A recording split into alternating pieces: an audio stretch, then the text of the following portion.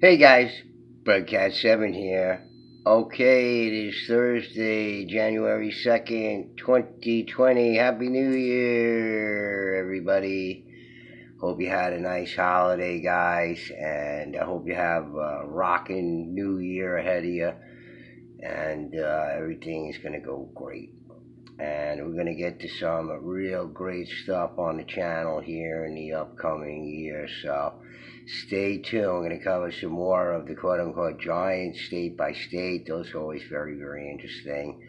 And I get to my usual in between. I do these, articles and pieces about things that you probably never heard of. You're not going to hear anything like it on anybody else's channel either. So I have my own ideas about what went on in the past and the things that I look at and I specialize in, try to get it right, but what better way to start the new year and the new decade off here by looking at a rather sophomoric article from Smithsonian magazine, and I hope you get a chuckle out of the title here of it. And this Smithsonian magazine, you say, and white settlers buried the truth about the Midwest mysterious mound cities. So white settlers buried the truth about the Midwest mysterious mound cities.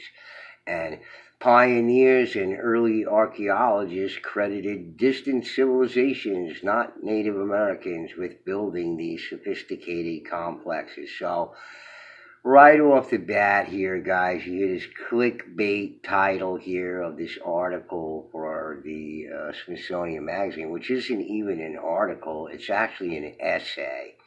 And if you look a little bit deeper into it, you get to the bottom of it. It's an essay from this site sponsored by Arizona State University, that's ASU, called Zocalo. It's a public square sort of a blog, and this essay was contributed by a professional, up and coming, aspiring professional academic in anthropology from State University of Connecticut.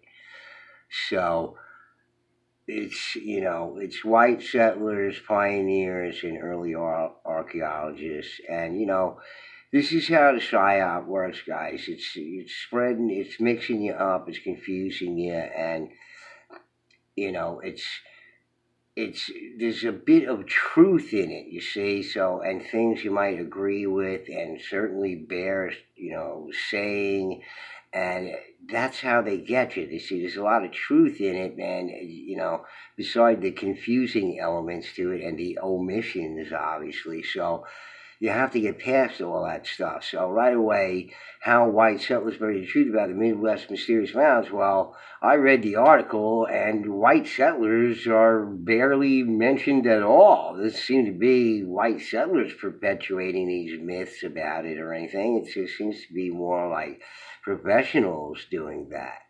Okay, and she says it, and where the interest was, and there's a bit more to it, you see, than what she's giving here. And there's a lot of things she omits that are worth mentioning.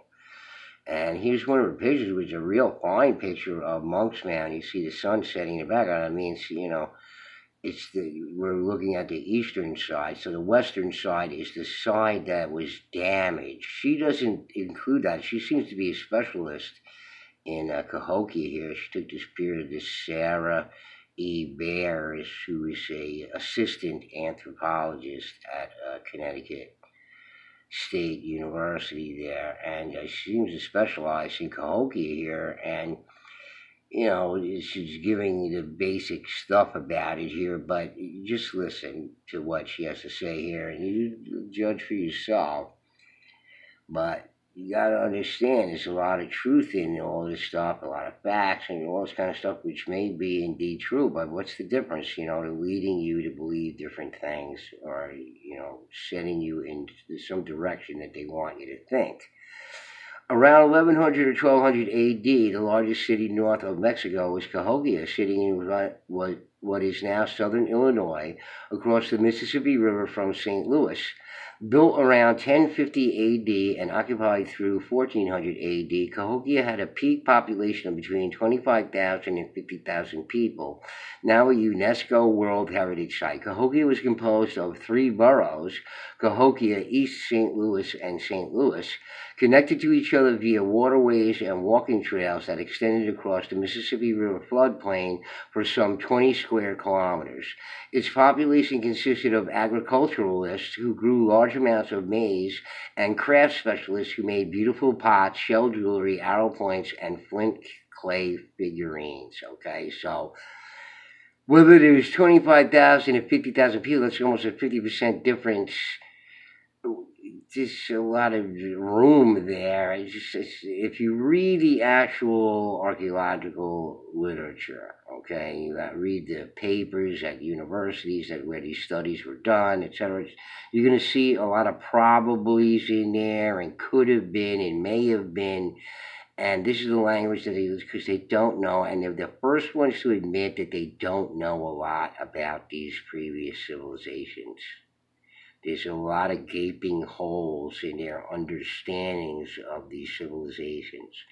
So, right off the bat, Cahokia is a temple mound builder site. So these are the ones that came latest, the latest ones, okay, not the earliest ones like the Adena and the Hopewell, which either came one right after another, the Adena and the Hopewell, they think, or they overlap somewhat. It's just, see, this is how confused the past is for them. They don't know about it. And she neglects to mention any of this in this article. Don't you think that should be part of this whole picture of what's going on, what the understanding is? The city of Cahokia is one of the many large earthen mound complexes that dot the landscapes of the Ohio and Mississippi River valleys and across the southeast. Despite the preponderance of archaeological evidence that these mound complexes were the work of sophisticated Native American civilization, this rich history is obscured by the myth of the mound builders, a narrative that arose ostensibly to explain the existence of the mounds. Examining both the history of Cahokia and the historic myths that were created to explain it reveals the troubling role that the early archaeologists played in diminishing or even eradicating the achievements of the pre-Columbian civilizations on the North American continent, just as the U.S. government was expanding westward by taking control of Native American land. So here you see who it was. It wasn't white settlers. It was early archaeologists. And why were they doing that? Why were they coming up with these explanations? Just because of the mounds themselves and the Native Americans claim to not have built the things? Are those the only reasons? What about the skeletal remains that were dug up from these things? What about the artifacts, the inexplicable artifacts, whether they be metal or writing on tablets and, what is it? I mean, just none of that counts. So she doesn't mention any of that stuff. Maybe that's why they were, coming to all of these determinations, because they didn't understand what they were seeing. It didn't make sense. Okay. Today, it's difficult to grasp the size and complexity of Cahokia, composed of about 190 mounds in platform, ridgetop, and circular shapes aligned in a planned city grid oriented 5 degrees east of north. This alignment, according to Tim Porcatat, professor of anthropology at the University of Illinois, is tied to the summer solstice sunrise and the southern maximum moonrise, orientating Cahokia to the movement of both the sun and the moon. Neighborhood houses, causeways, plaza, and mounds were intentionally aligned to the city grid. Imagine yourself walking out from Cahokia's downtown. On your journey, you would encounter neighborhoods of rectangular, semi-subterranean houses, central hearth fires, storage pits, and smaller community plazas interspersed with ritual and public buildings. We know Cahokia's population was diverse, with people moving to the city from across the mid-continent, likely speaking different dialects and bringing with them some of their old ways of life. So, not at all similar to the practices of the Native American Indians when they were really studied in the 1700s and 1800s. Okay, so yeah, they were Native Americans, but what's not being said here is that they were totally different than what we picture current Native Americans or current notion of Native Americans during the 1700s and 1800s were totally different than these peoples, okay? And it didn't practice any of these things. So there's an artist rendering of what Cahokia looked like from view of Cahokia from Rattlesnake Mound. Okay, so what you can see of it high above at Rattlesnake Mound, this is what it looked like. Interesting picture there. The largest mound in Cahokia was Monk's Mound, a four-terrace platform mound about 100 feet high that served as the city's central point. Atop its summit sat one of the largest rectangular buildings ever constructed at Cahokia. It likely served as a ritual space. Maybe. In front of Monk's Mound was a large open plaza that held a chunk yard to play the popular sport of chunky. This game, watched by thousands of spectators, was played by two large groups who would run across the plaza lobbing spears at a rolling stone disc. The goal of the game was to land the spear at the point where the disc would stop rolling. In addition to chunk yard, upright marker posts and additional platform mounds were situated along the plaza edges. Ridgetop burial mounds were placed along Cahokia's central organizing grid, marked by the Rattlesnake Causeway and along the city limits. Cahokia was built rapidly, with thousands of people coming together to participate in its construction. As far as archaeologists know, there was no forced labor to use to build these mounds. Instead, people came together for big feasts and gatherings that celebrated the construction of the mounds. Okay, so that sounds ridiculous on the face of it to me. Yeah, there may have been celebrations and feasts and gatherings, but what, 365 days a year? No, I think there was a larger infrastructure involved here to house and feed all the people needed to work on this mountain, especially it was rapidly constructed. It was bigger than a pyramid at Egypt, even though it's just earth made, but there's a certain engineering expertise to that, okay, which he's not telling you was the damage that was done to Monk's Mound, okay, at some time in the ancient past, where there was some catastrophe or cataclysm where the western side fell down, okay, and then they attempted to repair it.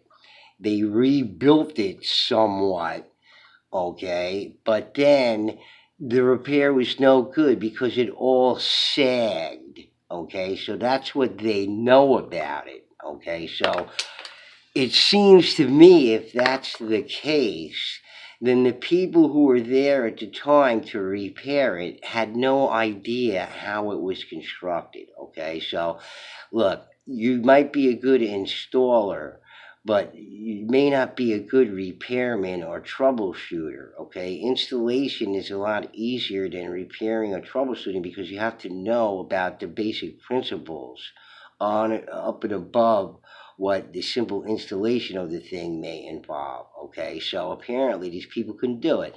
And I go over it in my video when I read from Charles C. Mann's book as he's going over it in his book, all right?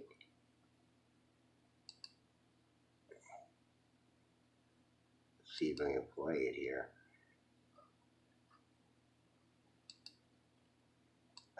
Play. Russians.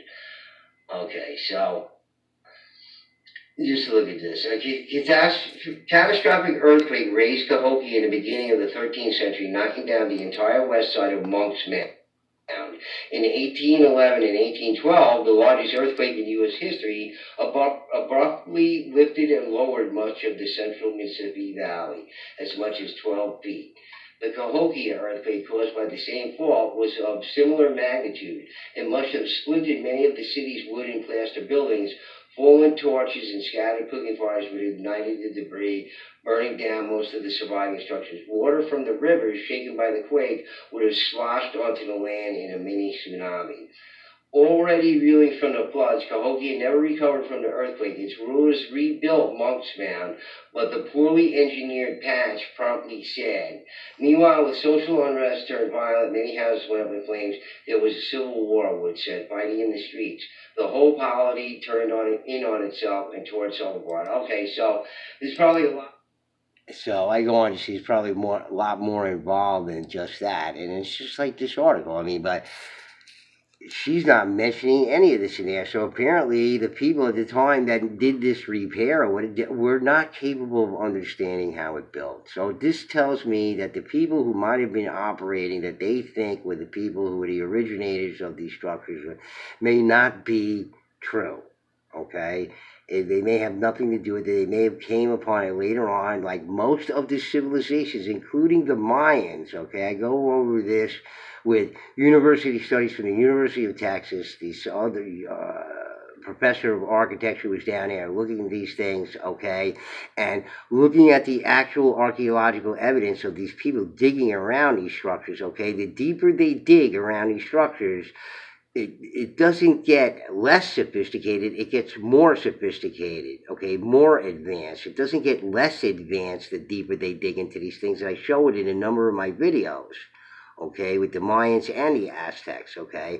It goes from a more sophisticated, more advanced type of building techniques with cut stone, etc., to more primitive later on, and it's clear, the evidence is clear as day. It's two different people, all right? And there's no reason to believe that the same thing wasn't going on here in North America at roughly the same time, whereas these things were built of different material or whatever it is. It doesn't matter. I'm talking about the cultural time periods and what was going on. I think they have it all wrong, okay? The people who were there were not able to repair it because they weren't the ones who built it. Simple as that. And she's leaving that all out here. I mean, the thing that was damaged, the earthquake, everything. So she doesn't feel it's necessary to go. Just call the white settlers responsible for all of this stuff. Cahokia was around 1,000 people. So this whole thing with the big fees, nonsense. You know, you needed thousands of people just to support these people, to keep them housed and fed and everything else. Nothing goes into that. At 25 to 50,000 people don't sound like enough people to be there to build these things, especially rapidly, okay? And they weren't having celebrations every day. It's ridiculous. The splendor of the mounds was visible to the first white people who described them, but they thought that the American Indian known to early white settlers could not have built any of the great earthworks that dotted the mid-continent. So the question then became, who built the mounds? It's still a legitimate question today. They didn't build it. Somebody else built it, a previous race. She doesn't say anything about the skeletal remains dug out of these things. So look, you know, where is this going? Okay? So they were visible to the first white people. The white people weren't writing papers on it and sending it back to the East and all this kind of stuff. They had the same questions everybody else had. Okay? They're digging up these large skeletal remains and all these artifacts that seem to be more advanced than what the Native Americans could be doing at the time. Okay? Why shouldn't they ask all of these questions? Okay, and we should still be doing that today. I don't know what she's trying to say. Every piece anthropological, archaeological piece that I read on any of these things, it's all a bunch of might have beens and supposed and could be and, you know, hypothetically and possibly and all this kind of other stuff. They don't know still. Early archaeologists were going to answer the question of who built the mounds, attributed to the Toltecs, Vikings, Welshmen, Hindus, and many others. It seemed that any other group that other than the American Indian could serve as the likely architects of the great earthworks. The impact of this narrative led to some of the early America's most rigorous archaeology, as the quest to determine where these mounds came from became salacious conversation pieces for America's middle and upper classes. So it seems to me that you're talking about early archaeologists and the people of the middle and the upper classes perpetuating this whole thing. It has nothing to do with white settlers at all. Okay? You see how this goes, folks? There's no white settlers in here. It's all archaeologists and upper class people and whatnot. You understand who perpetuated these things? Okay? And even though they might have been wrong in my estimate, it's just these people are a different civilization, but they don't come from outside of the Americas. They were here to begin with. Okay, just like the whole across the whole world with all these large hominids all over the earth is a completely different picture of the past, more like J.R. Tolkien's hobbits and trolls and elves and dwarves and whatever from the past. Okay, that's what it certainly speaks to, and it's a completely different past than what they're talking about, or know about, or want to talk about. Okay, the Ohio earthworks, such as Newark Earthworks, National Historic Landmark located just outside of Newark, Ohio, for example, were thought by John Fitch, builder of America's first steam-powered boat in 1785, to be military-style fortifications. This contributed to the notion that, prior to the Native American, highly skilled warriors of unknown origin had populated the North American continent. That sounds about right. Doesn't mean they came from Europe or anywhere else. And they were totally different than the Native American Indians. They may be an ancestor and interbred with them, but they're not the Native American Indians. This was particularly salient in the Midwest and Southeast, where earthen mounds from the archaic Hopewell and Mississippian time periods crisscross the mid-continent. They all overlap each other. They're all with the temple mounds, and they're all mixed up and botched up because they're probably from different time periods and much older than they say. These landscapes and the mounds built upon them quickly became places of fantasy, where speculation as to their origins rose from the grassy prairies and vast floodplains, just like the mounds themselves. According to Gordon Sayer, the mound builders in the imagination of American antiquity, and Jefferson, Bartram, and Chateaubriand, the tales of the origins of the mounds were often based in a, quote, fascination with antiquity and architecture, unquote, as, quote, ruins of a distant past, unquote, or as, quote, quote unquote, natural manifestations of the landscape. When William Bartram and others recorded local Native American narratives of the mounds, they seemingly corroborated these mythical origins of the mounds. According to Bartram's early journals travels originally published in 1791, the Creek and the Cherokee who lived around the mounds attributed their construction to the ancients many ages prior to their arrival and possessing of this country. Bartram's account of the Creek and Cherokee histories led to the view that these Native Americans were colonizers, just like Euro-Americans. They served as one more way to justify the removal of Native Americans from their ancestral lands. If Native Americans were early colonizers, too, the logic went then when white Americans had just as much right to the land as indigenous people. So they're adding this into it or whatever, but what does that have to do with white settlers or whatever? These are people who are the leaders or whatever making these policy and these judgment calls. They have nothing to do with white settlers, these poor people living out there trying to eke out a living on the land. What does that have to do with white settlers? Nothing. The creation of the myth of the mounds parallels early American expansionist practices. I'm not even going because I'm running out of time here. And it just, she just doesn't cover any of the questions that we would naturally ask about the mounds and why people would say all of these things, okay? Because they dug up these